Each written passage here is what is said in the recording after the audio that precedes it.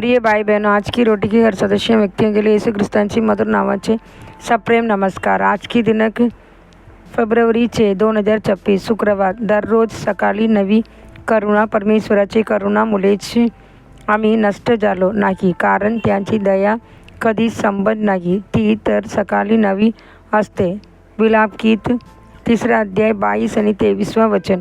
जे लोक पहाटे उठून वैयक्तिक प्रार्थनेत वेळ घालवतात त्याने तर सकाळी नवी करुणा प्राप्त होते। होय, केवळ प्रभूचे दयेमुळेच आपण नष्ट झालो नाही, त्यांची करुणा कधीच कमी होत नाही। प्रभूची दया दररोज सकाळी नव्या असतात। जुन्या कराराच्या काळात प्रभूने इस्रायल लोकांची छावणीत तर सकाळी मन्ना पाडला, तर रोज ताजे मन्ना दिले जात असे। मागील दिवसाची मन्ना दुसऱ्या दिवशी उपयोगी पडत नसे, तो खराब होत असे। सूर्य तापू लागल्यावर तो वितळून जाई, त्यामुळे उशिरा गोळा करता येत नसे। एक कुटुंब दुसऱ्या कुटुंबासाठी जास्त मन्ना गोळा करू शकत नसे। प्रत्येक घरासाठी जितकी गरज होती तितकेच मन्ना प्रभू देत असे। तो मन्ना म्हणजे देवाची कृपेची चित्र होते। देवाची मुलांनो, तुमच्या वैयक्तिक प्रार्थनेत दररोज मागा की देवाची ताजी कृपा तुम्हाला वेढून टाको। असे केल्यावर करुणामय प्रभू आपल्या जीवनात आपले वचन पूर्ण करेल। डोंगर हलतील, टेकड्या सरतील, तरी माझी दया तुझ्यापासून दूर होणार नाही। येसाया 54 अध्याय 10 वचन। प्रभू आपल्याला कोणती कृपा देतो, ती अशी कृपा आहे जी आपल्याला कधीच सोडून जात नाही। जेव्हा देवाने दाविदाकडे पाहिले, जो सतत प्रार्थनेतून त्याला शोधत असे, तेव्हा त्याने वचन दिले, सौलकडून मी जशी कृपा काढून घेतली, तशी तुझ्या पुत्र सलोमोनाकडून मी माझी कृपा काढून घेणार नाही।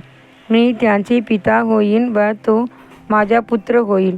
तो अधर्म करील तर मी मनुष्याची कठिणेवे व मनुष्यपुत्राची फटक्याने त्याला शिक्षा करीन, तरी माझी दया त्याच्यापासून दूर होणार नाही, जशी मी ती सौलापासून काढून घेतली। दुसरी सामुएल 7 अध्याय 14 आणि 16 वचन। सलोमोन अनेक वेळा प्रभूपासून दूर केला व देवाची मार्गापासून भरकटला, तरीही प्रभूने त्यांच्यावर कृपा दाखवली। दाविदाच्या प्रार्थनामुळे त्यांची पुत्रावर कृपा आली। तुमच्या वैयक्तिक प्रार्थना केवळ तुमच्यावरच नव्हे, तर तुमच्या मुलावर आणि तुमच्या मुलांची मुलांवरही कृपा आणतात। देवाचे मुलांनो, दाविदाची पुत्र येशू ख्रिस्त त्याने आपल्यावर कृपा दाखवली आहे।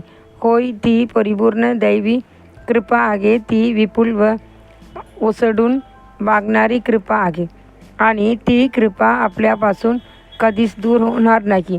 अधिक म्हणण्यासाठी वचन। येशू ख्रिस्तांची दास व प्रेषित सिमोन पेत्र, आमची देव व तारणारा येशू ख्रिस्त त्यांचे नीतिमत्वामुळे आमच्यासारखीच मौल्यवान श्रद्धा प्राप्त केल्यास देवाचे व आमच्या प्रभू येशूच्या ज्ञानामध्ये तुमच्यावर कृपा व शांती वाढत जावी। दुसरी पत्र 1 अध्याय 1 आणि 2 वचन। आजचे बायबल वाचन सकाळ निर्गम 39 अध्याय 40 अध्याय, संध्याकाळ मत्ती 23 अध्याय 23 वचन से 39 वचन। धन्यवाद।